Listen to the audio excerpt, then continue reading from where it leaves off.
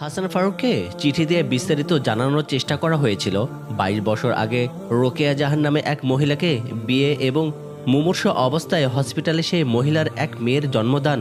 মেয়ের জন্মের দুদিন পর মহিলার মৃত্যু এবং এরপর নূরজাহান নামের সেই মেয়েকে নিজেদের সন্তান হিসেবে লালন পালনের কথা শফিকুর রহমান বিস্তারিত লিখে জানিয়েছেন।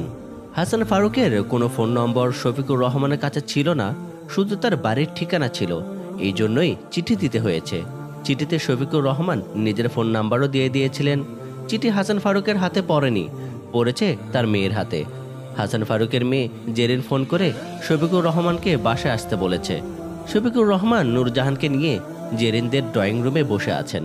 অচেনা এই শহর নূরজাহানের কাছে কেমন যেন অদ্ভুত লাগছে। কমলাপুরের ট্রেন থেকে নামার পর থেকেই তার অস্বস্তি লাগা শুরু হয়েছে। ঢাকায় এই প্রথম নূরজাহানের আসা। শহর ও এর আশপাশ ছাড়া ওর তেমন কোথাও যাওয়া হয়নি। ঢাকা শহরের মানুষগুলোকে ওর কাছে কেমন যেন স্বার্থপরের মতো মনে হচ্ছে। প্রায় আধা ঘন্টা ধরে ওরা এই ড্রয়িং রুমতে বসে আছে, অথচ এই আধা ঘন্টায় এক কাজের মেয়ে ছাড়া কেউ তাদের খোঁজ নিতে আসেনি। কাজের মেয়েটা কিছুক্ষণ আগে ওদের সামনে চা নাস্তা দিয়ে গেছে। শফিকুর রহমান চিন্তিত মুখে সোফার হাতলে হেলান দিয়ে গালে হাত দিয়ে বসে আছেন। নূরজাহান বলল, বাবা, তুমি এভাবে চিন্তিত মুখে কাচুমাচু হয়ে বসে আছো কেন? আরাম করে বসো। নূরজাহানের কথা শুনে শফিকুর রহমান গাল থেকে হাত সরিয়ে আরাম করে বসার চেষ্টা করলেন। তার আরাম লাগছে না, মন খারাপ লাগছে। তিনি মন খারাপ ভাবটা নূরজাহানকে বুঝতে দিতে চাচ্ছেন না। নূরজাহান আবার বলল, বাবা, তোমার মন কি খুব বেশি খারাপ? শফিকুর রহমান কিছু বলছেন না, জোর করে মুখে হাসি আনার চেষ্টা করছেন। নূরজাহান বলল, বাবা, জোর করে হাসার চেষ্টা করো না, মন খারাপ করে রাখারও দরকার নেই। আমি তোমার কাছ থেকে হারিয়ে যাচ্ছি না। এই বাড়িতে হাসান ফারুক নামের এক লোকের সঙ্গে দেখা করতে এসেছি। দেখা হলেই তোমার সঙ্গে বাড়ি চলে যাব, এখানে পড়ে থাকবো না। শফিকুর রহমান ভুরুকুচকে বললেন, হাসান ফারুক সাহেবকে লোক বলে সম্বোধন করছিস কেন? তিনি তোর বাবা হন, তাকে সম্মান করেই তোর কথা বলা উচিত। নূরজাহান কিছুটা তীব্র গলায় বলল, তাকে আমি কোনো দিনেই বাবা বলে ডাকতে পারবো না। যে লোক স্ত্রী সন্তানের কোনো খোঁজ রাখেন না, দীর্ঘ 21 বছর পর তাকে বাবা বলে ডাকার কোনো মানেই হয় না। তুই এভাবে চেঁচিয়ে কথা বলছিস কেন? ওনারা শুনতে পাবেন, একটু আস্তে কথা বল। নূরজাহান গলার আওয়াজ অনেকটা নিচে নামিয়ে বলল, দুঃখিত বাবা, আমার ভুল হয়েছে। তোমার মন খারাপ দেখতে আমার একটুও ভালো লাগছে না, এই জন্যই এই কথাগুলো বলছি। মন ভালো করে আরাম করে বসো। আমি দেখছি এই বাড়িতে আসলেই কোনো লোকজন আছে কিনা। আমরা দুটো জলযান্ত্র মানুষ এতক্ষণ ধরে বসে আছি। বাড়িতে লোকজন থাকলে তো এতক্ষণে আমাদের সঙ্গে দেখা করতে আসার কথা। নূরজাহান সোফা থেকে উঠে দাঁড়ালো। শফিকুর রহমান অবাক হয়ে দেখলেন, এ বাড়িতে প্রথম পা রেখেই নূরজাহান এমনভাবে অন্দর ঘরের দিকে চলে গেল, মনে হচ্ছে এই বাড়ির ঘর বারান্দা সব ওর চেনা জানা। জেরিন হসপিটাল থেকে এসে দীর্ঘ সময় নিয়ে গোসল করলো। আজ ওর ওপর দিয়ে অনেক ধকল গেছে। হসপিটালে ওর বাবার কাছে সারাক্ষণ থাকার জন্য গ্রাম থেকে ওর দূর সম্পর্কের এক মামাকে আনা হয়েছে। বিনে পয়সায় আনা হয়নি, এর জন্য লোকটাকে মোটা টাকার অফার করা হয়েছে। লোকটার নাম বদরুল। নামের মধ্যেই কেমন যেন একটা বদবদ ভাব আছে। মারাত্মক চতুর টাইপের লোক। এই লোক ঠিকমতো বাবার কাছে থাকছে না। জেরিন ভার্সিটি থেকে হসপিটালে গিয়ে দেখে বাবার জন্য জরুরি একটা ইঞ্জেকশনের প্রয়োজন। হসপিটালের বাইরে থেকে ইঞ্জেকশনটা আনতে হবে, অথচ বদরুল মিয়ার পাত্তা নেই। হসপিটাল ছেড়ে কোথায় যেন হাওয়া হয়ে গেছে। প্রায় ঘন্টা 3 পর এই লোক এসে বলছে, মামুনি, কিছু মনে কইরো না, বহুদিন ধইরা চিড়িয়াখানা দেখানোর শখ আছিল, আজকে সেইটা পূরণ হয়েছে। দেখে মন ভইরা গেছে। বাহ, কি সুন্দর। জানো কি হয়েছে? একটা বান্দররে কলা খাওয়াইতে গেছি, হেইডার করছে কি? জেরিন বুঝতে পারলো বদরুল মিয়া শুধু চতুর প্রকৃতিই না, মিথ্যাবাদীও। সে বলছে চিড়িয়াখানা গেছে, অথচ তার পাতলা হাওয়ায় শার্টের বুক পকেটে সিনেমার একটা টিকিট স্পষ্ট দেখা যাচ্ছে। জেরিনের মেজাজ খারাপ হয়ে গেল। গ্রামের লোকদের উপর মেজাজ দেখানো মুশকিল। এরা গ্রামে গিয়ে রটিয়ে বেড়াবে। গিয়েছিলাম অমুকের বাসায়, আস্ত একটা বজ্জাত, অহংকারের মাটিতে পাও পড়ে না, খালি মেজাজ দেখায়। জেরিন মেজাজ খারাপ ভাব কমিয়ে শান্ত গলায় বলল, আঙ্কেল, আপনি কাজটা মোটেও ঠিক করেননি। বাবাকে এই অবস্থায় রেখে আপনার এই সময়ে সিনেমা দেখতে যাওয়া মোটেও উচিত হয়নি। বদরুল মিয়া জিব্বায় কামড় দিয়ে কানে হাত রেখে বলল, এটা কি কন মা জননী, আমি সিনেমা দেখতে গেছি। ভাইজানের এই অবস্থা রাইখা আমি সিনেমা দেখতে যাইবার পারি? আল্লাহর গজব পড়বা আমার উপর। এই কথা শোনার আগে আমার জেরিন শীতল গলে বলল, আঙ্কেল আপনি কালই বাড়ি চলে যাবেন। যাওয়ার সময় এ মাসের পুরো টাকাটা আমার কাছ থেকে নিয়ে যাবেন। আপনাকে যে কাজে আনা হয়েছে সেটা পূরণ হচ্ছে না, শুধু শুধু আপনাকে কষ্ট দিয়ে লাভ কি? বদরুল বাড়ি গেল না। বিকেল পর্যন্ত অসুস্থ হাসান ফারুকের পায়ের কাছে বসে রইল। বিকেলে কেঁদে কেটে বলল, মামনি আমার ভুল হয়েছে, আর করুম না, এবারের মতন ক্ষমা দেন। মানুষেরে ক্ষমা দেওয়ান ভালো, আল্লাহ আপনারে ক্ষমা দিব। বদরুল মিয়া লোক খারাপ হলেও কথা জানে ভালো। জেরিন তার এই কথায় খুশি হয়ে তাকে চাকরিতে বহাল রেখে বাসায় চলে এলো। নূরজাহান সিঁড়ি বেয়ে দোতলার দিকে যাচ্ছিল। নিশির মা বলল, আপনি কই যাইতেছেন? ওইখানে তো জেরিন আফামনি থাহে, আপনারা যার কাছে আইছেন তার মেয়ে। আপনি কি আফামনির কাছে যাইবেন? হে তো গোসল করতেছে। নূরজাহান কোনো কথা না বলে জেরিনের ঘরে গিয়ে ঢুকলো। অনুমতি ছাড়া কারো ঘরে ঢোকা উচিত না। নূরজাহানের কেন যেন মনে হচ্ছে এই ঘরে ঢোকার জন্য অনুমতির প্রয়োজন নেই। ঘরের দেয়ালে বিশাল আকারের আরবি calligraphic painting, reading table, bookshelf ইত্যাদি বইপত্রের ঠাসা। বিছানায় রেহালের উপর কোরআন শরীফ। নূরজাহান বেশ অবাক হলো, একজন নাস্তিকের মেয়ের ঘর ধর্মীয় সাজে সজ্জিত থাকবে, এটা তো ভাবাই যায় না। ও বুক সেলফে সাজানো বইগুলো খুঁটিয়ে খুঁটিয়ে দেখছিল। জেরিন বাথরুম থেকে মাথা মুছতে মুছতে বেরিয়ে এসে বলল, দুঃখিত, আপনাদের অনেকক্ষণ যাবৎ বসিয়ে রাখা হয়েছে। হসপিটাল থেকে এসে খুব ক্লান্ত লাগছিল। গোসল না সেরে কোনোভাবেই আপনার সামনে যেতে ইচ্ছে করছিল না। কিছু মনে করবেন না প্লিজ। নূরজাহানকে দেখে জেরিনের চমকে ওঠার কথা। এই মেয়েটিকে গত বেশ কয়েকদিন ধরে প্রায় রাতে স্বপ্ন থেকে আসছে। স্বপ্নে দেখা অচেনা কাউকে বাস্তব চোখের সামনে দেখতে পেলে অবাক হওয়ার কথা। জেরিনের মোটেও অবাক লাগছে না।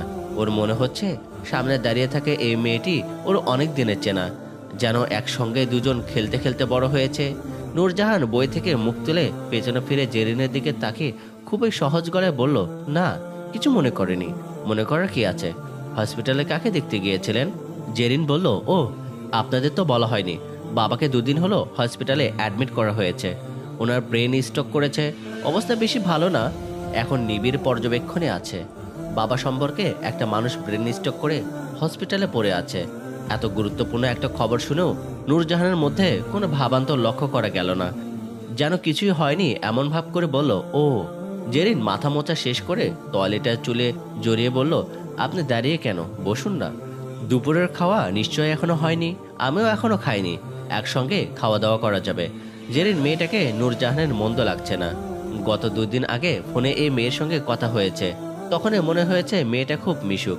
এখন সামনাসামনি আরো ভালো লাগছে। চেহারার মধ্যে একটা মায়াকারা ভাব আছে, তাকালেই চট করেই ভালো লেগে যায়। নূরজাহান বলল, না ঠিক আছে, খাওয়া দাওয়া নিয়ে ব্যস্ত হওয়া কিছু নেই। ব্যস্ত হওয়ার কিছু তো অবশ্যই আছে। এখন বাজে বিকেল 4টা। বিকেল 4টা মানে অনেক বেলা। এত বেলা পর্যন্ত না খেয়ে থাকা ঠিক না। তার উপর আপনারা সেই সকাল থেকেই জার্নির মধ্যে আছেন, ক্ষুধা লাগাটাই স্বাভাবিক। নূরজাহান বুঝতে পারছে না এই কথার প্রেক্ষিতে কি বলা যায়। ও আসলে কথা খুঁজে পাচ্ছে না।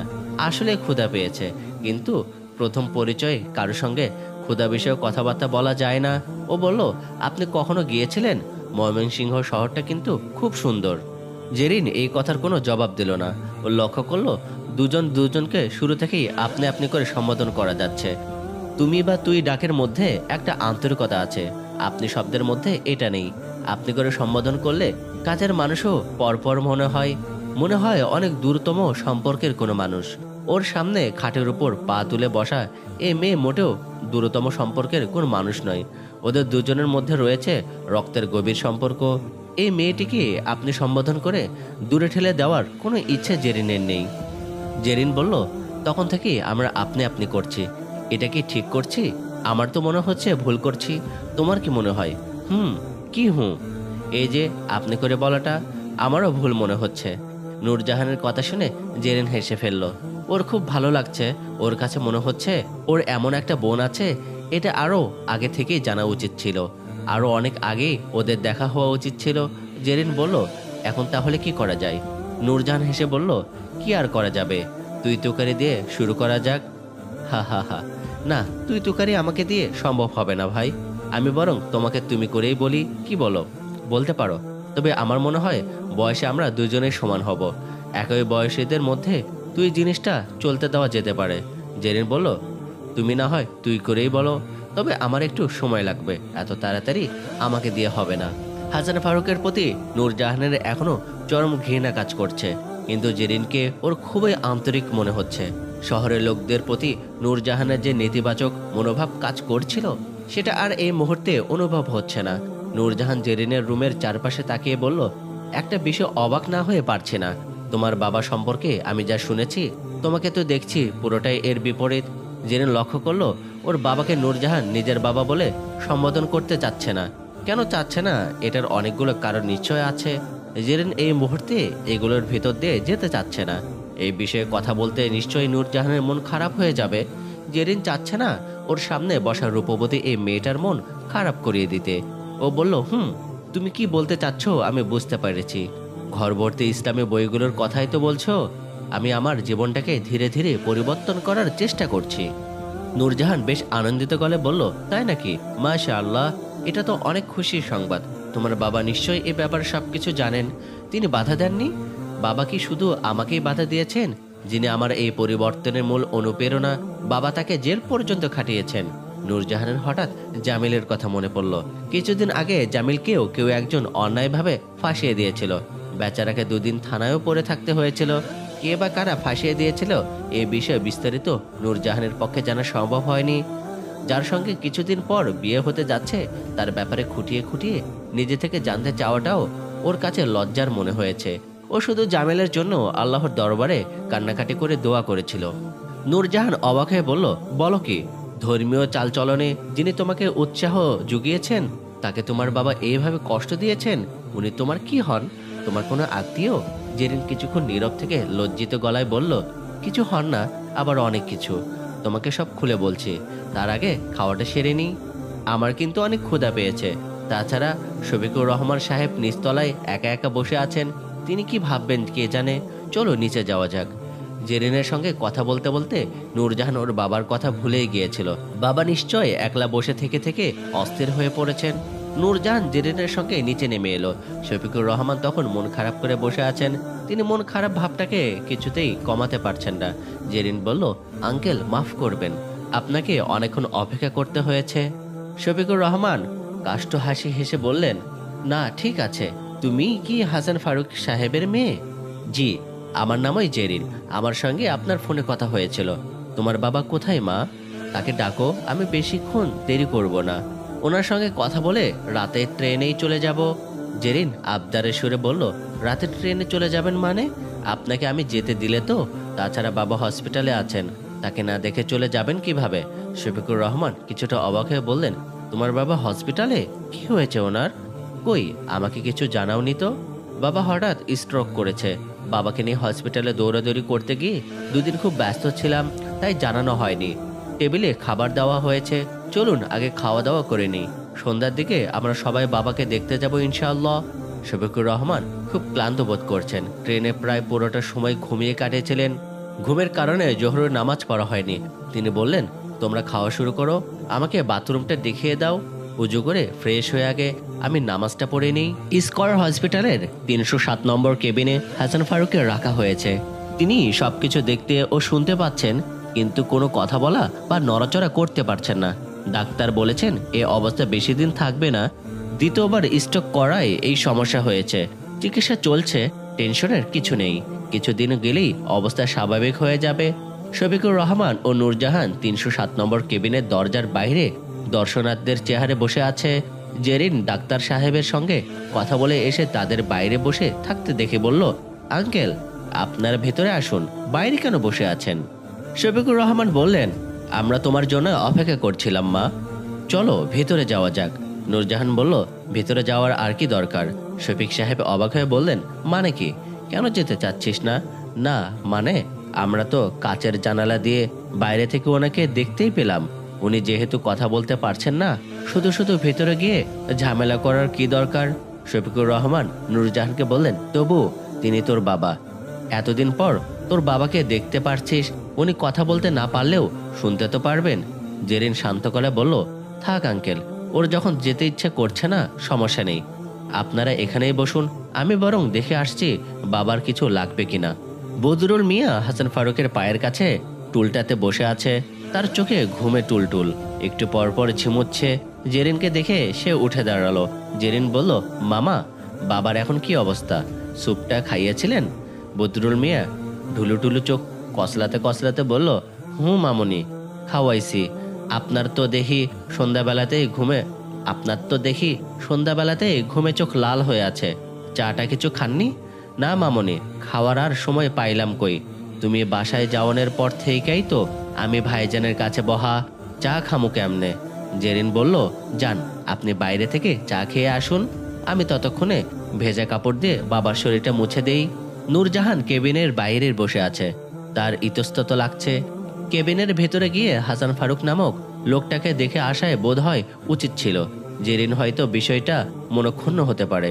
শফিকুর রহমান একটু পরপর ঘড়ি দেখছেন, তার ট্রেনের সময় হয়ে যাচ্ছে। আজকে রাতের ট্রেনে বাড়ি যেতে না পারলে সমস্যা হবে।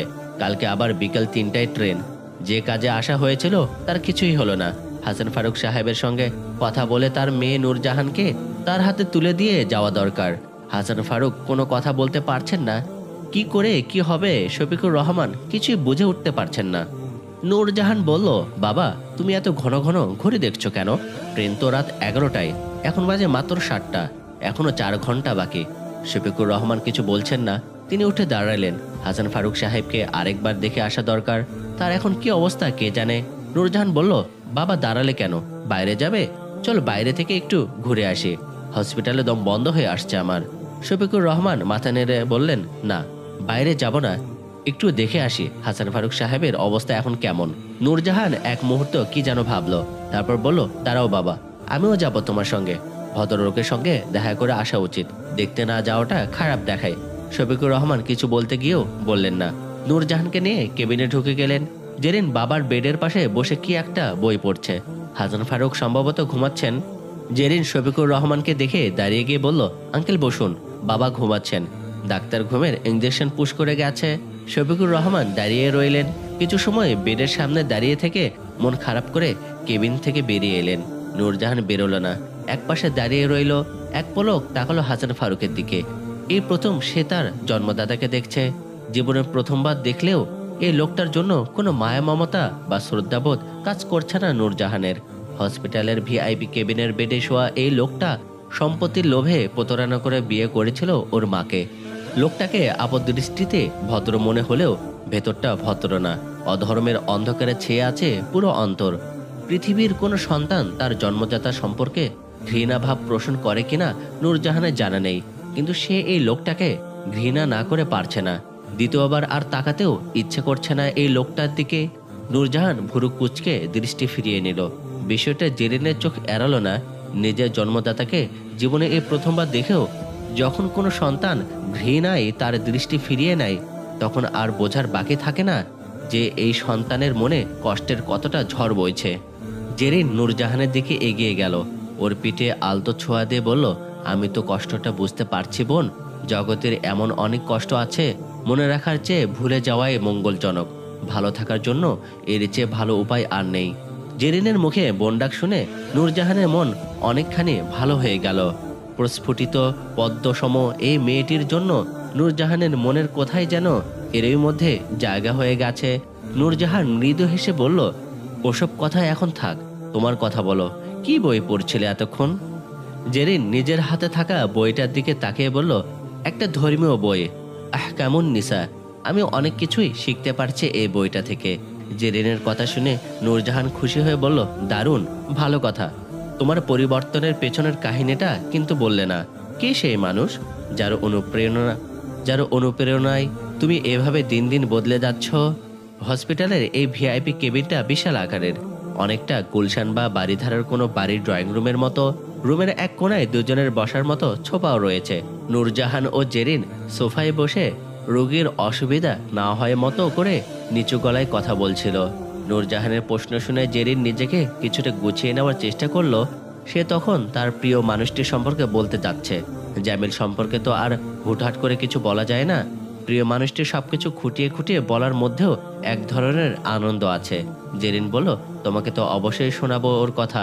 নামের অর্থের মতোই সুন্দর এই মানুষটার মনটাও। নূরজাহান মনোযোগ দিয়ে জেরিনের কথা শুনছে।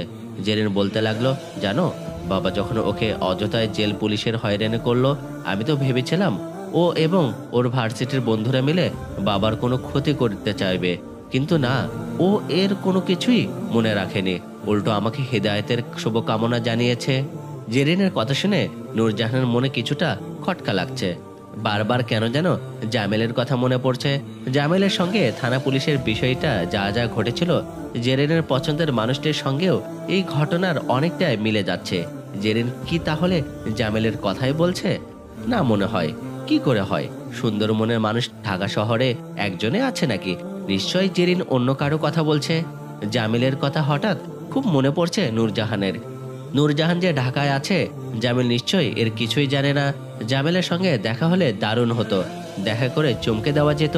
ঢাকা শহরে এত কাছে এসে দেখা হওয়া অসম্ভব কিছু না। জেরিনকে জামিলের বিস্তারিত ঠিকানা বললে জেরিন ওকে জামিলের সঙ্গে দেখা করিয়ে দিতে পারবে। নূরজাহানের কাছে তো জামিলের নম্বরও আছে, ইচ্ছে করলেই ফোন দেওয়া যায়। ইচ্ছে যে করে না তা তো নয়, খুবই ইচ্ছা করে। সেই ক্লাস 9 থেকে যাকে নিয়ে স্বপ্ন দেখে এসেছে, যে স্বপ্ন সত্যি হতে চলেছে, স্বপ্নের সেই মানুষটির সঙ্গে কথা বলা, দেখা করা, প্রিয় মানুষটির হাত ধরে ছুটে চলা, কার না ইচ্ছে করে? নূরজাহানেরও করে। কিন্তু দিনের জন্য, সুন্দর এক আগামীর জন্য ক্ষণিকের এই ইচ্ছেটুকু বিসর্জন দিতে হয়। বিয়ের আগে হবু বরের সঙ্গে দেখা করা বা কথা বলা অন্যায়, ধর্মীয় দৃষ্টিকোণ থেকে পাপ। জেনে শুনে পাপ করার কোনো মানেই হয় না। ও চায় ওদের বিবাহিত আগামী হোক পাপ পঙ্কিলতা মুক্ত, স্বচ্ছ সুন্দর। নূরজাহান কিছুটা সময় জামিলের ভাবনায় ডুবেছিল। জেরিন হেসে নূরজাহানের হাত ধরে ঝাঁকুনি দিয়ে বলল, কি ব্যাপার? কোনো ভাবনায় ডুবে গেলে হঠাৎ? জেরিনের ডাকে নূরজাহানের ভাবনা ছেদ পড়ল। নূরজাহান বলল, তোমার কথাই ভাবছিলাম। এত কিছুর পরেও প্রতিশোধ না নিয়ে উল্টো শুভকামনা জানিয়ে তো দেখছি ভদ্রলোক আমার এই মিষ্টি বোনটার মনটাকেই জয় করে ফেলেছেন। ওনার নামটা জানতে খুব ইচ্ছে করছে আমার। কি নাম ভদ্রলোকের? নামটাও সুন্দর, হুজুর সাহেবের নাম। জেরিন নাম বলতে যাচ্ছিল, তখনই শফিকুর রহমান রুমে এসে ঢুকলেন। তার ট্রেনের সময় হতে বেশি বাকি নেই, 2 ঘন্টা মতো আছে। ঢাকা শহরের যে অবস্থা, জ্যামে পড়লে মুশকিল হয়ে যাবে। 2 ঘন্টার পুরোটাই জ্যামে আটকে থাকা বিচিত্র কিছু নয়। শফিকুর রহমান জেরিনকে ডেকে বললেন, মা জেরিন, আমার তো ট্রেনের সময় হয়ে যাচ্ছে। তোমার বাবা তো এখনো ঘুমাচ্ছেন, অসুস্থ মানুষ, ঘুমটা তার জন্য জরুরি। আমি তাহলে এখন যাই, পরে না হয় আবার আসবো।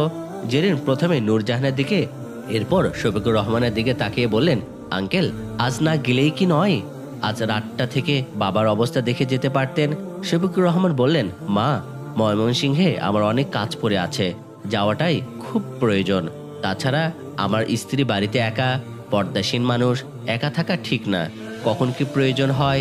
শফিকুর রহমানের মুখে আমার স্ত্রী শব্দটা শুনে নূরজাহানের খুব কষ্ট লাগলো। তিনি নূরের মা বলতে পারতেন। এত তাড়াতাড়ি সবাই তাকে পর করে দিচ্ছে। জেরিন বলল, আঙ্কেল, নূরজাহান তো এখন থেকে আমার সঙ্গে থাকবে, তাই না? শফিকুর রহমান কিছু বলার আগে নূরজাহান বলল, সরি বাবা, তোমাকে কথা দিয়েছিলাম হাসান ফারুক সাহেবের সঙ্গে দেখা করেই তোমার সঙ্গে চলে যাব। বাবা, জেরিনের সঙ্গে কয়েকটা দিন থাকতে আমার খুব ইচ্ছা করছে। বেশি দিন না, মাত্র 1টা সপ্তাহ। তুমি কি অনুমতি দেবে? শফিকুর রহমানের চোখের পাতা কেন যেন ভিজে উঠছে। তার বলা উচিত, ঘরের মেয়ে ঘরে থাকবে, এটাই তো নিয়ম। এর জন্য ভিন মানুষের অনুমতির কি প্রয়োজন? কিন্তু তিনি বলতে পারছেন না। এক বুক কান্না গলায় কাছে এসে দলা পাকিয়ে আছে, কথা বলতে দিচ্ছে না। শফিকুর রহমান চোখের পানি আড়াল করে ব্যাগ হাতে ধীরে ধীরে বাইরে চলে এলেন। ইনশাআল্লাহ আমরা বাকি ঘটনা আগামী পর্বে শুনবো।